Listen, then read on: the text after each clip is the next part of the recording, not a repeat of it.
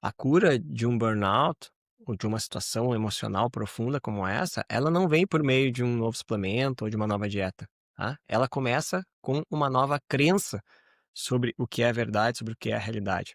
E a crença mais poderosa que existe é essa: o meu valor não está no meu desempenho. O meu valor é definido por Deus desde o princípio.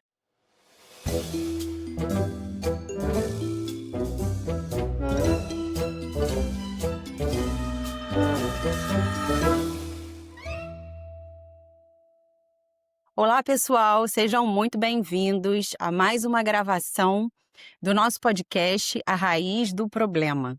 E vou contar para vocês que essa é a nossa última gravação do ano. Muito especial, não só por isso, mas pelo assunto, pelo nosso convidado.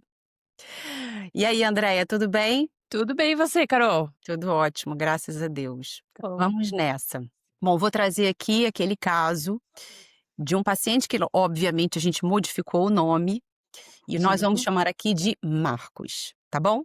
Então vamos lá. Marcos é um homem de 35 anos, um arquiteto que trabalha muito, muito criativo e passou a conduzir a jornada de trabalho dele de uma maneira comum nos dias de hoje, mas com algumas consequências. Ele fazia projetos até bem tarde da noite e com isso tomava muito café.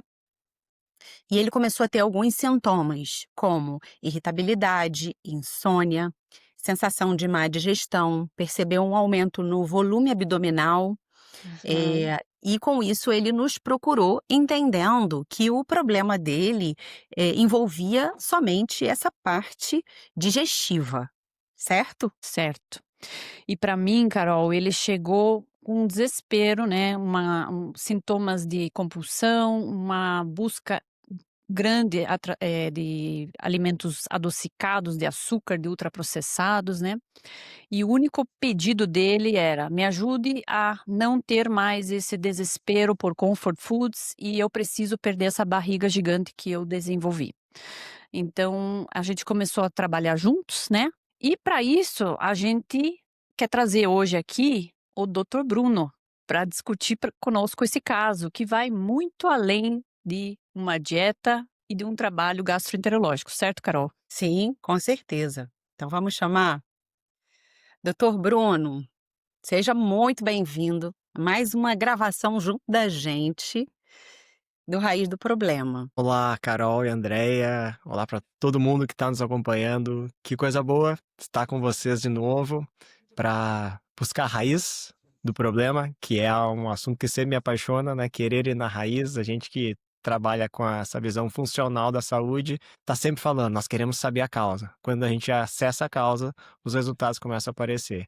E eu, ouvindo esse caso aqui, já começo a pensar em muitas coisas. Acho que a gente vai ter coisas muito boas, muito interessantes para trazer, para conversar e para ajudar pessoas que estão passando, porque na verdade é um cenário muito comum do que nós temos visto em pacientes hoje no dia a dia trazer, né, de problema no nosso consultório. Exatamente. E eu acredito que você pode nos acrescentar muito aqui, muito mesmo. Vamos lá.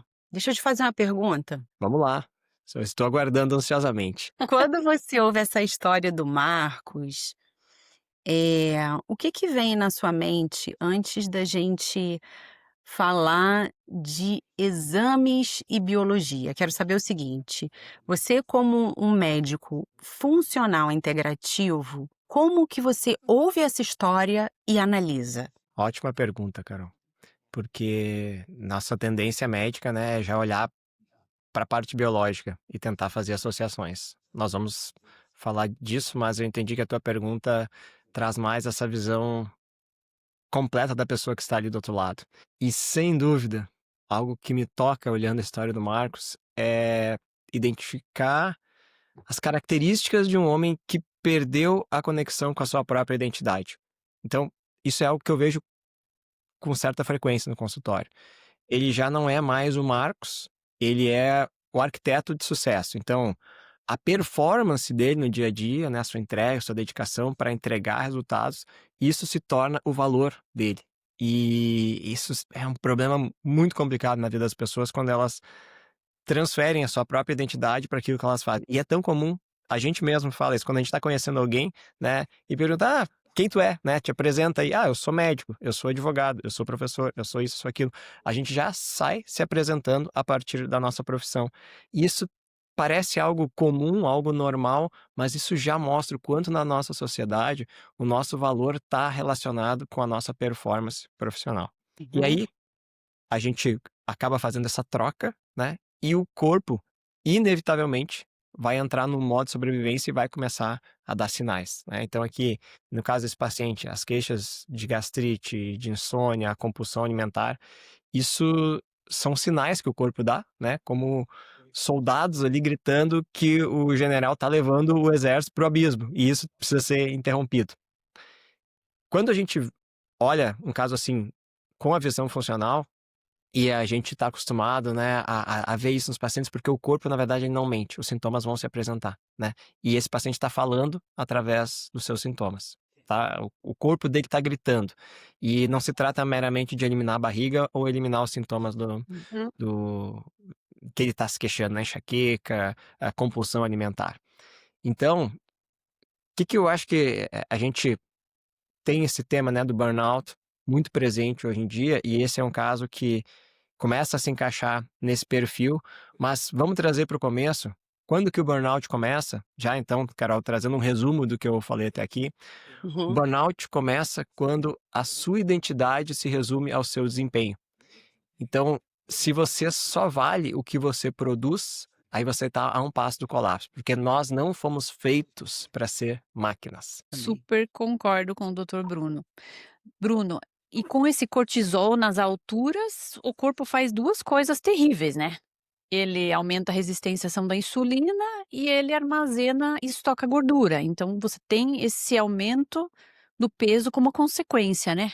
Exato, Andréia. E aí, bom que tu trouxe essa questão já botando o cortisol na nossa roda de conversa aqui. Quando a gente avalia paciente, né, com certo nível de estresse, até mesmo depressão, ansiedade, mas aqui no caso, né, um paciente que começa a apresentar alguns sintomas que nos leva a pensar no burnout, a gente precisa considerar esse famoso eixo hipotálamo, hipófise, adrenal. O que é Uhum. isso? Hipotálamo e hipófise são duas estruturas que nós temos no cérebro, e a adrenal é uma glândula que nós temos aqui no abdômen, em cima dos rins. E esse eixo se comunica porque vem sinal hormonal lá do hipotálamo, passa pela hipófise e vai chegar lá nas glândulas adrenais para produzir uma série de substâncias, mas no nosso caso vamos focar na questão do cortisol, que Uhum. é o ponto central, a explicação bioquímica central nas situações de burnout. O nosso cortisol, vamos fazer né, uma passada fisiológica aqui nele. Nosso cortisol, à noite, ele está no seu nível mais baixo. Quando a gente acorda pela manhã, ele começa a subir, então 7, 8 horas da manhã ele começa a subir, vai atingir o seu pico de cortisol, o nível mais alto do sangue, lá por volta das 11 horas, meio-dia, depois vai começar a baixar e vai chegar no seu nível mais baixo à noite novamente. E o cortisol é mais do que um hormônio de estresse, ele é muito um hormônio que regula o uso da nossa energia corporal. Então, a forma como ele tem esse ciclo circadiano tem tudo a ver com a nossa rotina. Geralmente a gente acorda, a gente vai precisar de energia para fazer as coisas do nosso dia a dia, essa energia vai dar um pico lá, né, no meio-dia, começo da tarde, e depois começa a cair, de maneira que chegando o fim do dia, o cortisol vai baixando e a gente já começa a se sentir mais cansado, um pouco mais, né, de fraqueza, e Uhum. naturalmente, com o cair do sol, a nossa melatonina começa a aumentar e o sono vem. Então esse é o funcionamento normal, né, de um eixo hipotálamo hipófise adrenal que funciona adequadamente. Quando a gente vê um paciente que está nesse quadro de burnout, a gente pode encontrar duas questões principais, tá, em relação ao cortisol. Tem pacientes que estão com cortisol elevado de uma forma mais constante, eles até estão usando substâncias para manter esse cortisol elevado, como é o caso da cafeína, que é o mais comum. Uhum. Então, aquelas Uhum. pessoas que não funcionam sem café, a gente sabe que a cafeína aumenta o cortisol, então precisa tomar várias xícaras ao longo do dia e a energia está caindo toca mais um café e aí teu cortisol sobe mais um pouquinho e assim tu vai levando. Esse é um nível, né? Geralmente no grau inicial, né, do burnout. Antes do burnout em si, a gente tem essa fase em que a gente vai por meio do energético para dar conta. Mas depois de um tempo, a gente pode ter uma queda sustentada da liberação de cortisol. Bruno, como é que pode falar isso? Porque a gente vê esses pacientes fazendo um exame que é a curva de cortisol salivar, que nos Uhum. permite entender como que o cortisol do paciente está ciclando ao longo do dia. E às vezes nós vemos pacientes que têm o cortisol baixo o dia inteiro. O que significa isso, né? Existe até uma polêmica sobre essa síndrome de fadiga adrenal, que na verdade parece não existir propriamente a fadiga em si, mas o que certamente existe é uma disfunção desse eixo. Então, depois de um período de muita excitação, esse eixo passa a diminuir o seu tônus diário e você já não tem mais o pico do cortisol. Então imagina você passar o dia inteiro com o cortisol baixo. Você vai ter uma baixa utilização de energia, você não vai ter aquele boom, né, da manhã que faz o teu corpo entrar em atividade, faz suas mitocôndrias funcionarem, faz teu cérebro entrar também em conexão com o dia. Isso para de acontecer. E aí a gente vai ter um paciente esgotado com todo tipo de sintoma que a gente vai conversando mais daqui para frente. Sim, Legal. sim. E assim, do ponto de vista biológico, a raiz desse problema está aí, né, no eixo HPA e tudo mais. Mas nós entendemos que a raiz desse problema está mais profunda, assim como você mencionou, né, Bruno, essa questão da identidade, do que a pessoa faz, e do que ela tem. Sabe que esses dias eu estava num curso de inteligência emocional e a gente trazia esses 3 pilares. Quando você não tem a sua identidade bem Sim, formada, você vai buscar ser reconhecido por aquilo que você faz. perfeito. E quando, quando isso ainda está meio que aquém, você vai buscar ser reconhecido por aquilo que você tem, Hum, entendeu? interessante. Então, por isso que nós vemos pessoas no âmbito social, eh, demonstrando muito aquilo, o que elas fazem e também o que elas têm no mundo capitalista, né. Como se o Uhum, valor do indivíduo estivesse ali, no que ele faz ou no que ele tem. Porque ele não tem uma identidade firmada em quem ele é. perfeito. O burnout, ele traz essa característica, se a gente pegar as a definição científica de burnout, né, é essa síndrome que está relacionada ao ambiente do trabalho. É claro que ela vai transbordar esse ambiente, né, vai ultrapassar esses limites, não vai ficar somente no trabalho, mas ela está relacionada ao ambiente do trabalho para não entrar na área de outros diagnósticos, como ansiedade, depressão e outros. Mas o que é o burnout, então? Existem 3 características que são as avaliadas, principalmente nos questionários que permitem o diagnóstico, é um diagnóstico clínico. Então a gente vai ter, por um lado, essa fadiga, essa exaustão, que faz relação com o nosso eixo hipotálamo e hipófise adrenal. Nós vamos ter uma característica que é chamado cinismo ou uma despersonalização. O que que é isso? Tá? Então o paciente já está cansado. Em segundo lugar, ele vai ter uma diminuição da empatia com colegas ou com clientes no seu ambiente de trabalho, vai ter essa despersonalização, ele já não se importa mais com as pessoas. Muitas vezes ele tem uma irritabilidade fácil, né, um limiar muito fácil para se irritar, ele já não tolera mais aquele ambiente, não tolera mais as pessoas. Essa é a segunda característica. E terceira, uma redução da performance. Então, na prática, esse paciente vai diminuir a sua capacidade profissional, a sua sensação de satisfação com os seus resultados, ele vai perceber que ele já não entrega mais a mesma coisa. Então, esses 3 pontos caracterizam a síndrome de burnout. Agora, isso tudo vem porque o eixo hipotálamo e hipófise adrenal parou de funcionar direito? Não. Isso vem, antes de tudo, por aquilo que o paciente acredita, por aquilo que ele colocou na sua cabeça, pela forma como ele está enfrentando a realidade, e aí a gente entra nesse ambiente das nossas crenças, que determinam muito mais do que os nossos comportamentos. As nossas crenças determinam expressão gênica, elas determinam a liberação de substâncias no nosso organismo, sejam elas inflamatórias, e também a liberação de hormônios. Então, o que a gente acredita ou deixa de acreditar não é uma mera questão de eu gosto disso, eu gosto daquilo. Aquilo que você escolhe acreditar define muito, talvez tudo, da sua vida. Muito Sim. interessante, né. E Bruno, quando a gente, aborda o paciente, né, sob essa medicina funcional integrativa, o que que você acredita que é a chave para a gente tratar nesse paciente? Andréia, essa é uma questão que, quando eu penso, né, no meu tempo de prática mais tradicional e agora, eu vejo que esse é o campo em que mais a gente ganha oportunidade de atuar com os pacientes, porque quando o paciente busca um médico funcional integrativo, ele já está olhando está buscando um profissional que tenha uma visão, que busque uma visão mais completa, né, da saúde. Então eu não Uhum. vou olhar só para a garganta, só para o nariz, só para o coração. Não, eu vou tentar olhar para um todo. E a gente sabe que saúde é muito mais do que ter os nossos órgãos funcionando. Então, é que nem, assim, eu posso ter uma bela casa, mas dentro dessa casa eu tenho um ladrão. Esse ladrão está roubando a casa, está destruindo a casa.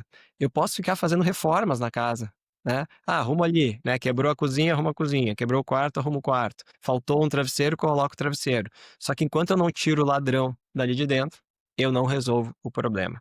Quando a gente vê os pacientes, assim, isso a gente vê muito claramente nessas situações de burnout, mas nós também podemos olhar muitas doenças, podemos ver muitas doenças orgânicas que têm por gatilho ou por base situações emocionais, situações mentais relacionadas. Então, o que que eu entendo, como é que eu entendo essa questão atualmente? Eu acho fundamental que a gente conheça as crenças do paciente, o que ele Uhum. acredita. Por isso eu sempre reservo uma boa parte da minha consulta para conversar sobre esse tema da espiritualidade, porque perguntar para a pessoa, né, no que ela acredita, além do que os seus olhos veem, tem relação com a espiritualidade. E esse, eu digo que ele não é um pilar da nossa saúde, ele é o alicerce. Os outros pilares, alimentação, sono, atividade física, estão construídos sobre esse alicerce da espiritualidade. E aí quando a gente, né, como cristão, abre as escrituras, a gente vê que só existe um alicerce, né? Que é Cristo. Então, isso tem tudo a ver com a nossa saúde, mas nós vamos desdobrar mais isso. Existe um versículo nas escrituras que me chama demais a atenção desde a primeira vez que eu li ele. Paulo escreve no capítulo 12 de Romanos que nós não devemos nos conformar com este século, né, com as coisas que estão presentes, com a moda, mas que nós devemos renovar a nossa mente para que nós sejamos capazes de contemplar a boa, perfeita e agradável vontade de Deus. Contemplar e experimentar a boa, perfeita e agradável vontade de Deus. E isso me marcou demais porque eu pensei, não, mas renovar a mente, o que que isso significa? Porque aqui nesse versículo, se eu não renovo a minha mente, eu não consigo experimentar algo que é fantástico, algo que eu estou buscando. Eu quero conhecer a Deus, eu quero ter intimidade com Ele, eu quero desfrutar, né, dessa companhia agradável, perfeita, maravilhosa. Só que para isso eu preciso de uma renovação de mente. O que que é isso? E aí a gente entra no ponto, que para mim é a explicação de muitos dos problemas que esses pacientes trazem.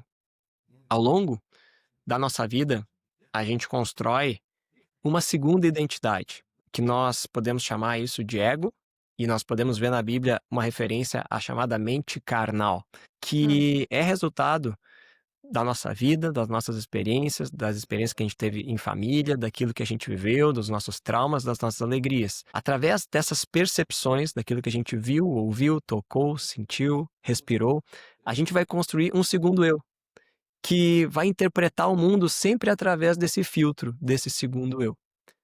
Só que, quando a gente vai entender a história de Deus com a humanidade, ele diz que nós fomos feitos à sua imagem e semelhança. Então nós temos uma identidade primária nele. Mas todos nós, de alguma forma, deixamos essa identidade em segundo plano e vamos construir uma nova identidade baseada nas nossas percepções. Porque isso faz sentido e as escrituras também falam sobre isso. A gente não vê Deus fisicamente como a gente vê, né, o plano material. Então é mais fácil a mente humana se apoiar naquilo que vê, naquilo que percebe, do que propriamente numa experiência espiritual.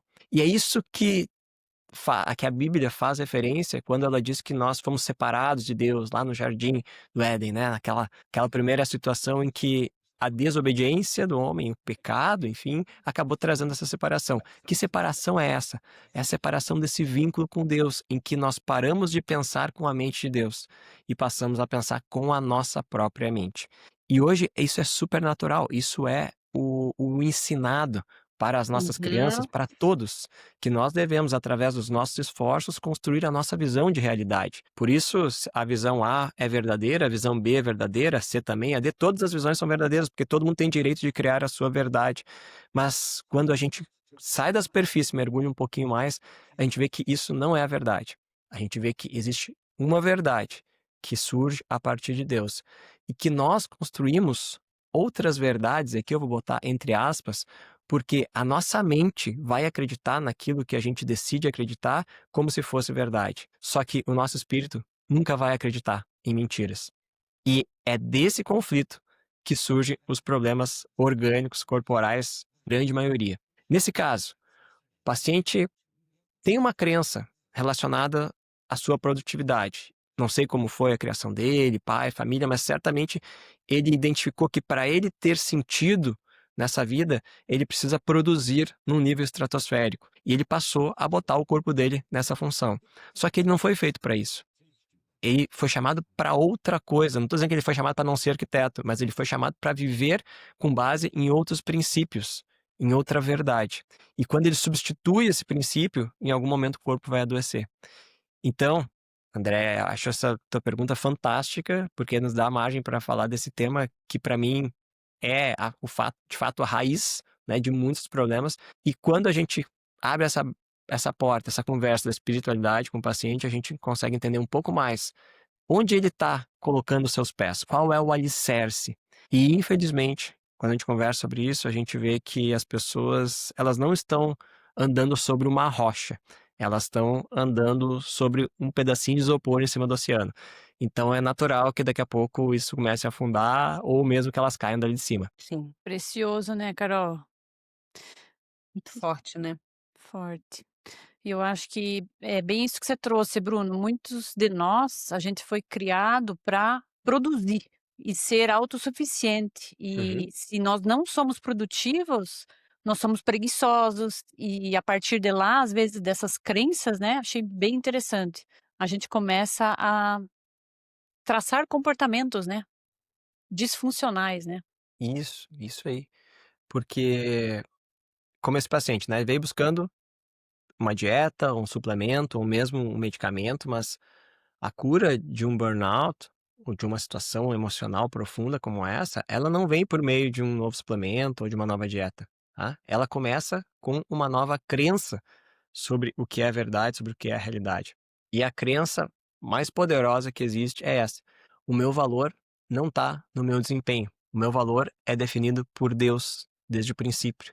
E eu tenho um valor com Deus que não muda absolutamente nada, nem para mais, nem para menos. Ele é completo desde o princípio. As circunstâncias da minha vida não mudam o meu valor com Deus. Então, quando você acredita nisso, aquele ladrão que está dentro da casa, né, e o medo que está envolvido lá na sua mente, relacionado a todos os teus conflitos de crença, isso vai perder todo o poder sobre a sua vida. E aí você pode viver essa mente renovada que Paulo fala lá em Romanos. Sim. E um ponto forte que você trouxe aqui, Bruno, é que, assim, às vezes esse indivíduo cresceu ouvindo, palavras, assim, por exemplo: "Você não sabe isso, você não consegue aquilo", eh, palavras que maculam a identidade do indivíduo Uhum. e também sobre aquilo que ele faz ou comparações, né, "Fulano faz isso melhor do que você", Uhum. ou são sementes plantadas que vão gerar um comportamento, né, Isso. seja de provar algo para alguém, de provar algo para si, de através de um novo comportamento conseguir a atenção, o amor, daqueles que são mais preciosos para nós, né, e a gente está falando aqui num desenvolvimento humano de presença de pai, de mãe, Uhum. de palavras que às vezes a gente ouve também deles, mas porque eles ouviram dos seus e eles estão só reproduzindo um comportamento, só que isso gera uma mácula na alma do indivíduo e que vai reformular a mente, e essa mente se afasta do original, É, né, e vai andar num caminho que entende como sendo, o bom, o necessário, o importante, mas quando a gente tem o encontro com Cristo e a gente conhece o verdadeiro amor e entende que esse verdadeiro amor lança fora uhum, todo o medo, que Deus nos ama por quem nós somos, não por aquilo que a gente faz, nem por aquilo que a gente tem, que Ele nos amou primeiro, que entregou seu Filho unigênito por nós, uhum. que nele nós somos salvos, não existe condenação para aquele que está em Cristo, nós recebemos desse amor, e aí tudo muda. Pelo Perfeito, menos precisa mudar, né, porque perfeito. também é um processo, né. Exatamente isso. Eu penso da mesma forma. E hoje, Carol, tem 3 filhas, né. E, assim como vocês também têm seus filhos, a gente sabe o quanto que uma palavra, uma atitude, uma disciplina, isso não fica naquele momento. Isso gera crenças, isso Uhum. gera bloqueios, isso gera comportamentos, isso molda. E se a gente ensina, né, um filho ou, né, está ajudando uma pessoa e não considera essa verdade espiritual na vida, ela sempre vai ter somente para se apegar às questões físicas e materiais. E eu digo, já falei isso para vários pacientes, você caminhar nesse mundo hoje, a qualquer tempo, né, mas hoje é o tempo que nós vivemos. Então, você caminhar nesse mundo hoje, confiando apenas no que você vê, apenas no material, no físico, é o caminho certeiro para algum grau de loucura. Não há como você se sustentar emocionalmente nesse mundo sem um alicerce espiritual poderoso. É por isso que nós vemos tantas doenças emocionais, psiquiátricas aumentando a todo custo, mesmo em pessoas jovens, adolescentes, né? Vemos depressão, ansiedade, tentativa de suicídio crescendo nessa faixa. Por quê? Porque está faltando um alicerce espiritual. Está faltando conhecer a verdade. Nós temos muito conhecimento do mundo. Até um tempo atrás eu ouvi isso, né? Que hoje uma criança, nos primeiros anos de vida, já recebe muito mais informação por via digital do que os imperadores e reis da Idade Antiga, né? Então, assim, em poucos anos, hoje, tu já supera o que tu já recebeu de conhecimento. Mas aonde que isso nos levou? Nos levou a um enriquecimento como seres humanos, a um enriquecimento da sociedade de valores? Não, pelo contrário. Isso Não. nos enfraquece cada vez mais, porque não Uhum. é um conhecimento técnico que tem poder de mudar a minha vida, a minha saúde. É aquilo que eu acredito. E eu acho tão incrível que Deus tenha colocado esse órgão tão complexo, né, do cérebro, na nossa cabeça. Eu entendo que a gente não conhece praticamente nada do cérebro até hoje, né? A gente, por exemplo, a questão da mente. Ninguém sabe onde está a mente. A gente acaba atribuindo ao cérebro, à cabeça, mas não sabemos onde é que está essa questão da mente. Mas me parece, isso é a opinião do Bruno, Carol e André, que o nosso cérebro, ele é uma antena para se conectar com Deus. Ele existe, ele foi feito para ser esse receptor, né? Que nem nós temos hoje as antenas de internet mandando sinal para tudo que é lado. Eu vejo que o nosso cérebro, que emite energia, que tem um campo, né, também de energia, ele é o local de interação com Deus. Por isso que a Bíblia fala de mente renovada, né? Por isso que fala da ação de uma mente que viu Deus, uma mente que confiou em Deus, que creu e que teve a sua maneira de agir, né, transformada. Por outro lado, as escrituras também falam de uma consciência cauterizada, de uma mente cauterizada, ou seja, uma mente que já não recebe mais o sinal de Deus e aí está vivendo só no plano físico. E do quão ruim é isso. Nós somos seres essencialmente espirituais, vivendo num corpo carnal. Claro que a gente desfruta as experiências desse mundo físico, mas se a gente entende que Deus, que é espírito, é o criador de todas as coisas, é muito fácil entender que o espiritual vem antes do físico.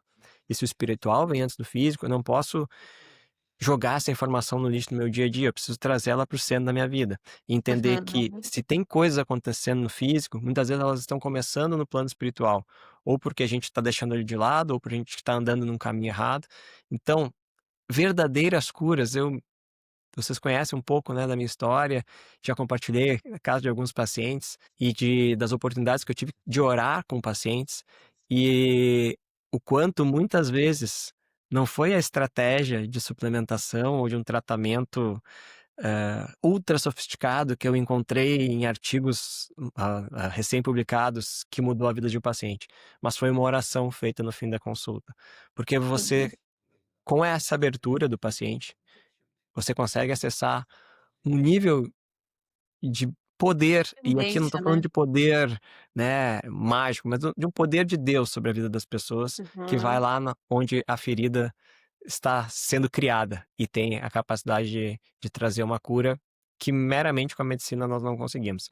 Na verdade, a medicina nunca deveria ter se afastado disso, né? Porque essa é a essência da medicina, o querer ajudar as pessoas para o bem delas e não para o bem, né, do profissional, né? Não pela questão financeira, não pela questão do sucesso. E o que pode haver de melhor em querer ajudar uma pessoa revelando a ela a verdade sobre a vida? É isso que eu entendo como um papel fundamental de todos nós, profissionais de saúde, e além, né, do cuidado técnico, mas olhar aquela alma e poder ajudá-la nesse sentido. Sim, isso é o amor, né. É você viver Perfeito. o amor, porque quando você pede para autorização para orar por alguém, você está ali não só atuando da sua maneira como médico, mas também dividindo ou deixando fluir aquilo que o Senhor nos acrescenta, que é o amor, porque Deus é o amor, né. Perfeito. E a palavra diz que o amor cobre uma multidão de pecados. Então eu penso sempre que o amor ele vem, sabe, aquilo Uhum, acaba com aqueles com um mon não diz todos, né, mas com uhum. uma multidão de pecados, e os pecados trazem doença para a nossa vida. Perfeito, perfeito. Falando em amor, né, eu gosto de sempre falar com os pacientes o seguinte, quando a gente acaba atendendo mais mulheres, né, eu acabo atendendo mais, a gente percebe que a mulher ela trabalha muito, ela sempre se doa, né. Então aqui é um caso de um homem, mas assim, você vê nas mulheres muitas vezes elas estão se doando para o marido, para os filhos, no trabalho, né. E aí muitas vezes eu tenho compartilhado com elas o seguinte, a Bíblia fala sobre ama o próximo como a ti mesmo. E a gente, eu não sei vocês, né, mas eu compartilho um pouquinho da minha infância, eu sempre fui educada para cuidar e estender a mão para os outros, né, até que eu adoeci, até que eu fui procurar ajuda, né. Então, porque como? Na mesma medida. Quando nós amamos o próximo como, é na mesma medida. Quando eu me amo mais, eu estou sendo egoísta, estou pensando só em mim, né. E quando eu me dou demais para o próximo, eu fico adoecido, né. Então esse caso de burnout, eu acho que ele tem a ver com esse texto também. Nós precisamos, amar o próximo como a nós mesmos. Então muitas vezes eu tenho tido mulheres, né, no consultório que eu vejo que elas se amam um pouco, se cuidam um pouco, né. E aí às vezes essa hora a gente percebe que, a coisa explode para fora, né. Eu penso, André, sobre esse tema, hã, de algo que me chama atenção, porque quando eu vejo a forma como as pessoas fazem suas escolhas, eu vou contar para vocês, um episódio, né, que até foi a minha esposa que trouxe essa semana. Ela é otorrino, atende crianças e foi avaliar um paciente recém-nascido, bebezinho que tinha nascido com uma malformação na orelha. E foram feitos todos os exames e felizmente estava tudo bem com a criança, só tinha, né, a gente chama de microtia, que é uma orelha mal formada, pequenininha, então, né, ficava aquela alteração física, mas a criança estava bem, estava saudável. E a minha esposa então foi falar com o paciente, chegou no quarto, estava a paciente e a sua mãe, e o bebezinho no colo, mamando, tranquilo, quentinho, tudo certo. Mas ela percebeu que a mãe e a avó estavam muito apreensivas, né, estavam realmente muito aflitas com aquela situação. "E aí, doutora, né, o que que a senhora me diz sobre isso e tal?". Daí a Kátia explicou: "Tá tudo bem, né, todos os órgãos estão bem, não há nenhuma outra malformação associada e tal". Mas isso não satisfez, elas continuaram: "Ah, doutora, mas como assim? E aí como é que vai ficar e tal?". E aí a Kátia trouxe o seguinte ponto para elas. Ela disse: "Olha, diante de Deus, essa criança é perfeita, ela não tem nenhum problema. Ela tá aí no teu colo, ela tá mamando, vocês estão com o bebê, tá tudo certo. Agora, como que vocês veem ela? Onde que vocês vão colocar a identidade dessa criança?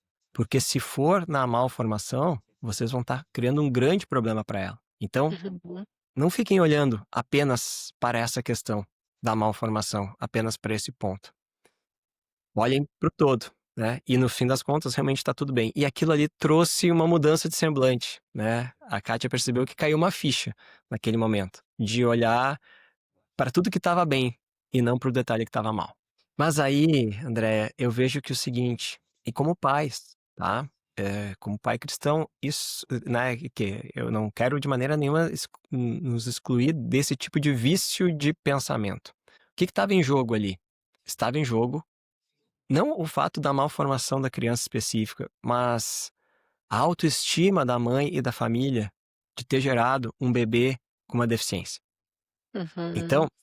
isso é tão profundo que a gente pode pegar o seguinte, ó, até numa situação de óbito, faleceu um familiar. É claro que é doloroso, é claro que aquilo machuca, mas por que machuca tanto? Afinal de contas, quem partiu já não tem mais dor, por mais sofrido que tenha sido. Ele vai estar em outro plano, né? Se for um crente em Jesus, está melhor do que aqui. Mas para nós que ficamos, aquela dor nunca passa. Mas por que que essa dor nunca passa? Não é por causa da dor da pessoa em si, é por causa da dor que nós, como seres caídos e egoístas, sentimos da falta daquela pessoa na nossa vida, dos projetos que a gente tinha feito que não vão se cumprir, das ideias que a gente tinha feito que não vão se cumprir, da satisfação que nós tínhamos por meio da presença daquela pessoa que não vamos mais ter. Então, até mesmo nessa situação, nós acabamos sendo egoístas na maneira de ver, porque a nossa capacidade de se doar é muito baixa. E eu Uhum. vejo que as pessoas adoecem nessa situação, por exemplo, de começo a servir muitos outros e adoeço. Eu entendo que tudo tem limite nessa vida e o nosso corpo tem sinais que a gente não pode negligenciar. Então, talvez tenha coisas que não seja para todos fazerem. Mas o que todos devem fazer é examinar a sua consciência e entender se aquilo que eles estão fazendo é de fato um servir livre, Genuíno, né. genuíno, espontâneo e que traz paz e alegria em Deus, ou se na Uhum. verdade estão fazendo aquilo porque dali estão colhendo alguma coisa. Porque o que me parece que adoece é essa busca pela recompensa nos relacionamentos. Uhum. Porque Jesus nunca buscou recompensa em relacionamento. Ele fez, ele multiplicou pães para todos que estavam ali, sejam justos ou injustos, pecadores ou não pecadores. Ele transformou água em vinho, ele não condenou uma adúltera, ele tocou em leprosos. Ele nunca se preocupou com recompensa, porque, na verdade, eu vejo que o que Jesus compreendeu demais, e nós temos tanta dificuldade de compreender, é que a economia do reino de Deus funciona diferente. Aqui, o que nós damos acaba sendo dividido na nossa mente. Uhum. Qualquer coisa que eu ofereço ao outro, eu tenho a percepção de que eu estou tirando de mim. Mesmo que seja abstrato, né? Se eu estou dedicando meu tempo para servir uma pessoa, na minha mente egoísta, aquilo está dizendo, ó, você está abrindo mão do seu tempo para você, de descansar, de fazer sua academia e tal, né? Então a nossa mente nos cutuca nisso aí. Agora, no reino, as coisas nunca se dividem. Se aqui, no plano material, mas um exemplo mais fácil, eu abro minha carteira, tiro um dinheiro e dou para alguém, eu entendo que eu perdi dinheiro. Mas no reino, tudo que eu compartilho, ele na verdade cresce, Multiplica, né. ele multiplica. Se aquela pessoa absorve aquela ideia, se você compartilha amor, você compartilha doação, você serve, essa ideia cresce, esse reino avança. Então, isso que é Uhum. radicalmente diferente no plano material e no plano do reino de Deus. E a gente, no íntimo do nosso ser, foi criado para viver sobre os princípios desse reino. Só que a gente acaba cedendo aos princípios desse mundo por causa dessa identidade a partir das nossas crenças, e isso vai nos levar a um conflito em determinado momento que vai nos fazer adoecer, né. E quanto mais a gente fecha os olhos para isso, mais difícil é. Então, no mundo, se eu compartilho, eu perco. No reino, se eu compartilho, eu ganho. E eu vejo que as pessoas vão estar mais plenas e abundantes aqui em Deus quanto mais elas trouxerem os princípios do reino para o plano físico. Então, assim, mas se eu tiro um dinheiro da minha carteira e dou para ajudar alguém, de fato na minha carteira ficou menos. Mas, com certeza, com Deus e para o reino, isso multiplicou e avançou. E então, André, né, para puxar o gancho que tu trouxe, talvez o que faz, né, as mulheres adoecerem, eu conheço várias assim, né, isso que tu falou é realmente algo muito frequente para as mulheres, é talvez ainda andar com a mente dividida. É Uhum. ainda em parte servir, mas ainda em parte querer recompensa para si e nessa divisão, nesse Reconhecimento, né. conflito, trazer esse adoecimento. Excelente conversa, né, Carol. E agora, como é que a gente conecta tudo, hein? Eu já nem sei mais onde é que nós fomos, nós já demos a volta ao mundo aqui. Nosso paciente em burnout, a gente entrou no É. ex-HPA, pegamos uma fé, agora a gente precisa conectar as Sabe coisas. Então, do ponto de vista biológico, vamos dizer assim, na verdade científico, esse paciente seria medicado, seria prescrito para ele alguns nutracêuticos, recomendado um descanso, uma viagem, o contato com a natureza, atividade física, e tudo isso é muito importante, claro, mas nós aqui estamos trazendo, eh, aquilo que a gente crê, né, quem a gente crê, na verdade, a presença de quem a gente crê. Que é Jesus, porque a palavra de Deus diz que ele levou sobre si as nossas enfermidades. Também dizes que primeiro a Pedro 5,7, lancem sobre ele a sua ansiedade, porque ele tem cuidado de vós. Então a Uhum. gente não consegue falar de burnout sem citar o autor e consumador da nossa fé. E eu acredito que quando essa palavra diz lance sobre ele a sua ansiedade, a vossa ansiedade, porque ele tem cuidado de vós, traz uma chamada para a gente observar que ele tem cuidado da nossa vida. E muitas vezes a pessoa que anda nessa querendo fazer, fazer, fazer, cumprir, entregar, não consegue perceber que existe um Deus que cuida dela. E exato, e também quero trazer a importância desse ponto da espiritualidade, como você conectou, Carol, né, a parte prática de suplementação, de medicamentos quando necessário, de dieta, de exercício, tudo isso importante, sono. Mas a gente pode também olhar o quanto essa questão espiritual, já com evidências demonstradas, vão impactar na qualidade de vida. Então, hoje nós temos estudos mostrando que as pessoas que têm uma fé em Deus e praticam, exercitam essa fé, elas têm melhor qualidade de vida, menos liberação de substâncias inflamatórias, melhor qualidade de sono. Então, é mais do que uma autoajuda, é mais do que meramente uma crença, uma ideia. É uma forma de viver que impacta diretamente no nosso organismo. Então, as práticas da oração, da comunhão com as outras pessoas, onde você vai estar compartilhando esse mesmo ambiente, a leitura das escrituras que vai te ajudar com um grau, com um nível de conhecimento que te aproxima de Deus, isso certamente vai edificar a tua vida e vai te dar ferramentas para atravessar os vales aqui, né? Porque veja bem, todos nós temos problemas, mas se nós Uhum. olharmos para o problema em si, dificilmente a gente vai resolver. A gente precisa buscar energia em algum outro lugar, a gente precisa buscar uma fonte que nos capacite a atravessar. E qual Uhum. é a verdadeira fonte? É aquela que nos criou, é Deus. Então, é lá que a gente busca para atravessar os vales e os desertos aqui dessa vida. Exatamente. Excelente. É isto, Carol, ficamos com um abacaxi para Vocês vão para ter que ver para como é que vocês vão desafiar fazer. esse paciente, hein. É.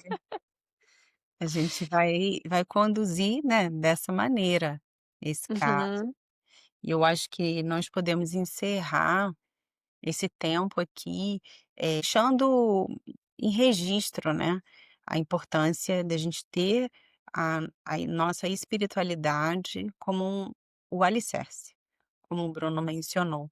Então, para você que está nos ouvindo, está nos acompanhando aqui, a ideia era compartilhar um caso, né, de um paciente que nós mudamos o nome, mas a ideia é compartilhar para que você também possa refletir, né, aquilo que precisa ser mudado, aquilo que você precisa rever na sua vida. Muitos de nós chegamos no final do ano cansados, né, não é privilégio de um e outro, muitas vezes muitos de nós estamos, mas é importante a gente focar e entender qual é a raiz desse cansaço, né, e muitas vezes, se você está em burnout, olhar qual é a raiz dessa questão, né. Como o doutor Bruno trouxe aqui hoje, nós trouxemos a questão do eixo HPA, que precisa ser verificado, mas muitas vezes nós precisamos verificar a questão da nossa fé, da nossa vida espiritual, né. Então é importante, se você, eh, se identificou com esse podcast, se você gostou dele, você também, se você tiver interesse em compartilhar. A ideia aqui é trazer conteúdo que abençoe e ajude você a ter mais saúde e você a chegar na raiz do problema.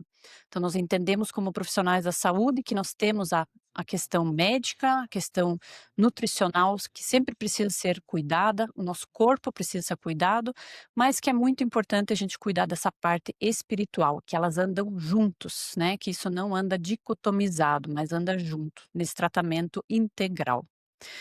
Então, nós nos despedimos aqui hoje, agradecemos a cada ouvinte que está conosco aqui esse ano. Eh, foi Nós estamos encerrando hoje a primeira temporada, né, desse podcast. Vamos fazer uma pausa agora, descansar, como nós colocamos hoje a importância do descanso aqui, e vamos retornar ano que vem com a segunda temporada. Então, se você curtiu, gostou do conteúdo hoje, compartilha com mais pessoas. Se você não conseguiu assistir os episódios que nós já gravamos, aproveita esse tempo nosso de descanso, dá uma revisitada. Temos vários conteúdos sobre lipedema, sobre coceira no nariz, sobre alergias, sobre lipedema. São muitos os assuntos, SIBO, então, constipação crônica, temos N assuntos. Aproveite esse tempo nosso de descanso, que a gente retorna no que vem com novos episódios. Muito obrigada. Posso orar? Eu posso Opa, orar? Claro! bora. Pai, nós te agradecemos, meu Deus, por esse tempo. Te agradecemos porque a tua palavra é viva e afirma que aonde dois ou mais se unem e ali entram em concordância, teu santo nome, ligando na terra, assim é ligado no céu. E nós te pedimos aqui de maneira intercessória que o Senhor venha tocar, alcançar corações daqueles que se encontram aflitos, desesperados, Uhum, sem uma saída, sem um destino, colocando o seu valor naquilo que fazem ou naquilo que têm, e tão desejosos, meu Deus, de serem vistos por quem são. Te uhum, peço que, em nome de Jesus, o Senhor permita que essas pessoas sejam alcançadas pelos teus olhos de amor e que eles venham a perceber a dimensão do teu amor, ainda que de uma maneira, assim, bem pequena, hum, que essa dimensão seja tão avassaladora na mente, no coração daqueles que nos ouvem, de modo que eles possam se entregar a ti, se render a ti, porque o Senhor é bom, porque o Senhor tem planos bons para a nossa vida. Renova, meu Deus, a mente daqueles que nos ouvem, assim como a nossa mente, para que a gente possa experimentar tua vontade, uhum, que é boa, perfeita e agradável, e vivermos a nossa vida segundo os teus planos e propósitos, porque os seus planos são mais altos do que os nossos e os seus pensamentos mais elevados do que os nossos. Nós nos submetemos aqui ao teu senhorio, te damos toda a honra, toda a glória e todo louvor, e te pedimos que o Senhor não só nos use como um instrumento abençoador naquilo que a gente tem aprendido em termos de conhecimento humano, a vida daqueles que nos procuram, mas que nós também possamos resplandecer a tua face, meu Deus, sermos muito mais do que o que se espera, sermos aquilo que o Senhor espera de nós, em nome de Jesus. Amém. Amém. Amém.